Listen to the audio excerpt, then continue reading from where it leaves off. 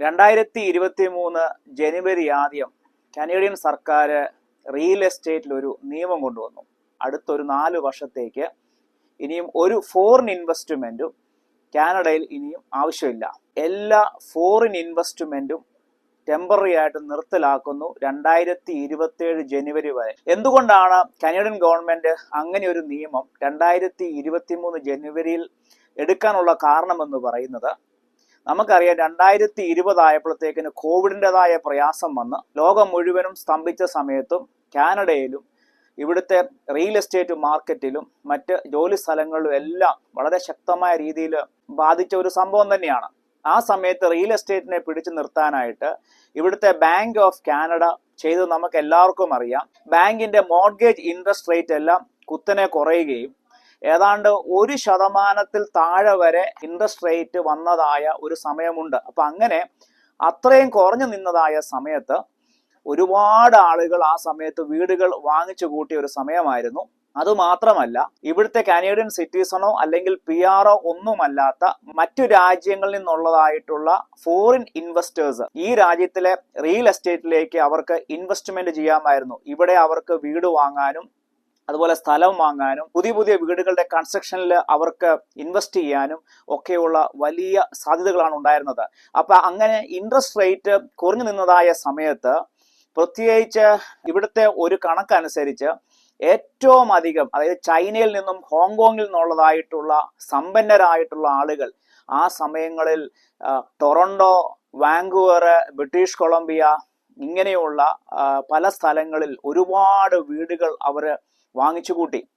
നമുക്കറിയാം, ഇവിടെയുള്ള permanent റെസിഡന്റും Canadian സിറ്റിസണുമായിട്ടുള്ള ആളുകൾക്ക് ഉള്ള തരത്തിലുള്ള ഒരു ഇൻട്രസ്റ്റ് റേറ്റ് അല്ല ഫോറിൻ ഇൻവെസ്റ്റേഴ്സ് ആയിട്ടുള്ള ആളുകൾക്കുള്ളത്. അവർക്ക് വളരെയധികം കൂടുതൽ മോർഗേജ് റേറ്റ് ആയിരിക്കും, അല്ലെങ്കിൽ അങ്ങനെയുള്ള ഫിനാൻഷ്യൽ റേറ്റ് ആയിരിക്കും. ഒരുപാട് പേപ്പർ വർക്കുകളൊക്കെ ഉണ്ട്. എന്നിരുന്നാലും ഈ പറയുന്ന ചൈനക്കാരായിട്ടുള്ള ആളുകളാണ് അന്നും ഇന്നും ഈ രാജ്യത്തെ ഏറ്റവും അധികം സമ്പന്നരെന്ന് വേണം നമുക്ക് വിശേഷിപ്പിക്കാം. നമ്മുടെ ഇന്ത്യ പോലെയല്ല, അവിടെയൊക്കെയുള്ള അവരുടെ സ്ഥലങ്ങളൊക്കെ വിറ്റ് കഴിഞ്ഞാൽ അവർക്ക് ഈ രാജ്യത്തേക്ക് ആ ഒരു പൈസ കൊണ്ടുവന്നാൽ അതൊരു ഹ്യൂജ് എമൗണ്ട് ആണ്. നമ്മുടെ രാജ്യത്ത് എത്ര ലക്ഷം രൂപയുടെ വീടാണ് നമുക്ക് അവിടെ നമ്മുടെ നാട്ടിൽ ഉണ്ട് എന്ന് പറഞ്ഞാലും ആ വീടൊക്കെ വിറ്റ് കെട്ടി ഇവിടെ വന്നു കഴിഞ്ഞാൽ ഒന്നുമില്ല. പക്ഷെ ചൈനക്കാർക്ക് അങ്ങനെയല്ല. അവരുടെയൊക്കെ സ്ഥലങ്ങളും ഒക്കെ അവർ വിറ്റ് കഴിഞ്ഞാൽ ഇവിടെ അവർ ഭയങ്കര സമ്പന്നരാണ്.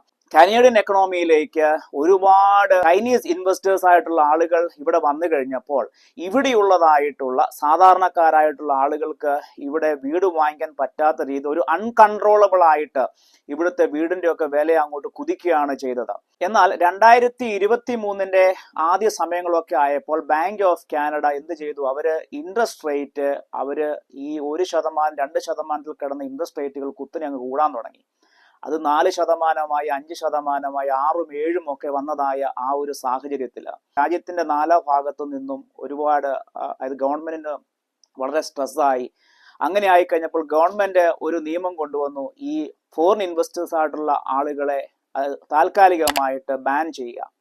അങ്ങനെ 2027 വരെ, 2027 ജനുവരി വരെ ഈ ഫോറിൻ ഇൻവെസ്റ്റേഴ്സിന് ഈ കാനഡയിൽ പുതിയതായിട്ട് വീട് വാങ്ങാനോ അതായത് ഇൻവെസ്റ്റ് ചെയ്യാനോ ഒന്നും ഉള്ള ആ ഒരു സാഹചര്യം അവർ ആ ഒരു വാതിലങ്ങ് അടയ്ക്കുകയാണ് ചെയ്തത്. അതിനുശേഷം അവർ വിചാരിച്ചത് ഇവിടെയുള്ള ആളുകൾക്ക് അതനുസരിച്ച് വീടിന്റെ റേറ്റ് ഒക്കെ കുറയും, ഇവിടെയുള്ള ആൾക്കാർക്ക് അഫോർഡബിൾ ആയിട്ടുള്ള വീടുകളൊക്കെ വാങ്ങാം എന്നൊക്കെ അവര് കരുതിയെങ്കിലും ഇവിടുത്തെ, അതായത് കാനഡയിലെ മിസ്സിംഗ് മിഡിൽ ഇനീഷ്യേറ്റീവ് എന്ന് പറയുന്ന ഒരു കാനേഡിയൻ റിസർച്ച് ഓർഗനൈസേഷൻ, അതിന്റെ MD ആകുന്ന മിഷൽ മൊഫാറ്റിന്റെ അഭിപ്രായ പ്രകാരം അതായത് മിഡിൽ ക്ലാസ് ആയിട്ടുള്ള ആളുകളുടെ ആ ഒരു ഹൗസിംഗ് ബന്ധപ്പെട്ട് റിസർച്ച് നടത്തുന്ന ഒരു കമ്പനിയാണ്.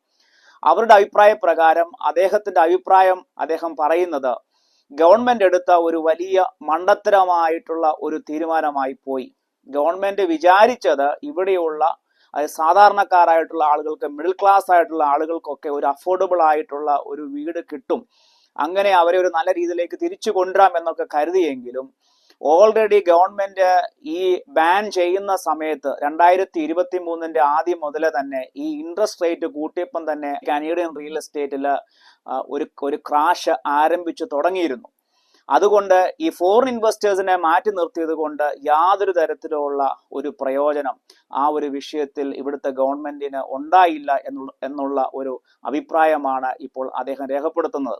അതിനുശേഷം ഇതുവരെയും കനേഡിയൻ റിയൽ എസ്റ്റേറ്റിന് പഴയതുപോലെ ഒരു തിരിച്ചുവരവെന്ന് പറയുന്നത് ഒരു സ്വപ്നത്തിൽ മാത്രമാണ്. പിന്നെ അദ്ദേഹം ഗവൺമെന്റിന്റെ മുമ്പിൽ വെക്കുന്ന ഒരേ ഒരു റെമഡി എന്ന് പറയുന്നത് ഫോറിൻ ഇൻവെസ്റ്റേഴ്സിനെ പഴയതുപോലെ തിരിച്ചു കൊണ്ടുവരിക. അതുമാത്രമല്ല, ഇവിടെയുള്ള ആൾക്കാർക്ക് വീട് അഫോർഡബിൾ ആകണമെന്നുണ്ടെങ്കിൽ കൂടുതൽ പുതിയ പുതിയ കൺസ്ട്രക്ഷനുകൾ ഉണ്ടാകണം. അപ്പം പുതിയ കൺസ്ട്രക്ഷൻ വെക്കുമ്പോൾ ഗവൺമെന്റ് വെച്ചിരിക്കുന്ന HST ടാക്സുകൾ, ആ ടാക്സ് എന്ന് പറയുന്നത് 13% ടാക്സ് ആണ്. ഉദാഹരണത്തിന് ഒരു 8 ലക്ഷം കനേഡിയൻ ഡോളറിന്റെ ഒരു വീട് അത് നമ്മൾ വാങ്ങുന്ന സമയത്ത് 13% ടാക്സ് അതിൻ്റെ കൂടെ ആഡപ്പ് ചെയ്യും. അപ്പൊ അതൊരു വലിയൊരു ഹൂജ് എമൗണ്ട് ആണ്. അതായത് പുതിയതായിട്ട് ഒരു കൺസ്ട്രക്ഷനുള്ള വീട് വാങ്ങുന്ന ഒരാൾക്ക്. അതുപോലെ തന്നെ ഡെവലപ്പിംഗ് ചാർജ് എന്നും പറഞ്ഞുകൊണ്ട് മുനിസിപ്പാലിറ്റി അവരുടേതായിട്ടുള്ള ഒരു നല്ലൊരു വീതം അവരും കൊണ്ടുപോകുന്നുണ്ട്. ഇങ്ങനെയൊക്കെയുള്ള കാര്യങ്ങൾ അവോയ്ഡ് ചെയ്താൽ പുതിയ കൺസ്ട്രക്ഷനുകൾ വാങ്ങുവാനായിട്ട് സാധാരണക്കാരായിട്ടുള്ള ആളുകൾ ഉൾപ്പെടെ മുന്നോട്ട് വരും. എന്നാൽ നിലവിലുള്ള ഒരു വീട്, അതായത് പഴയ വീടുകളൊക്കെ റീസെയിൽ ചെയ്യുമ്പോൾ ഈ പറയുന്ന HSTയുടെ ആ ഒരു പ്രോബ്ലം വരുന്നില്ല. അതുകൊണ്ട് പല ആൾക്കാരും അതായത് പുതിയ കൺസ്ട്രക്ഷനിലേക്ക് വരാനായിട്ട് മടിക്കും. അതുകൊണ്ട് അങ്ങനെയുള്ള കാര്യങ്ങൾ അവോയ്ഡ് ചെയ്യുക. അതായത് ഇതൊക്കെയാണ് അദ്ദേഹം മുന്നോട്ട് വെക്കുന്നതായിട്ടുള്ള റെമഡികൾ.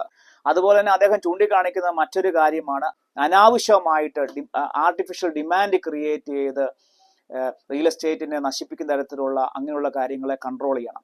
അപ്പം ഇങ്ങനെയൊക്കെയുള്ള കാര്യങ്ങളാണ് അദ്ദേഹം അത് മുന്നോട്ട് വെക്കുന്നത്. എന്നാൽ മാത്രമേ ഇവിടുത്തെ സാധാരണക്കാർ വീട് വാങ്ങാനായിട്ട് മുന്നോട്ട് വരത്തുള്ളൂ. അപ്പോൾ തന്നെ 2027 മുതൽ ഫോറിൻ ഇൻവെസ്റ്റേഴ്സിനെയും അവരുടെ ഇൻവെസ്റ്റ്മെന്റുകളെ തിരിച്ചു കൊണ്ടുവരണം.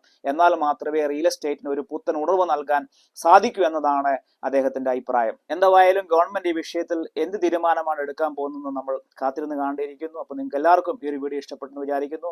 പുതിയൊരു വീഡിയോയിൽ പുതിയൊരു അപ്ഡേറ്റുമായി വീണ്ടും കാണാം. ഞാൻ സൈനോട് റെക്സി ജോയ്. ബൈ.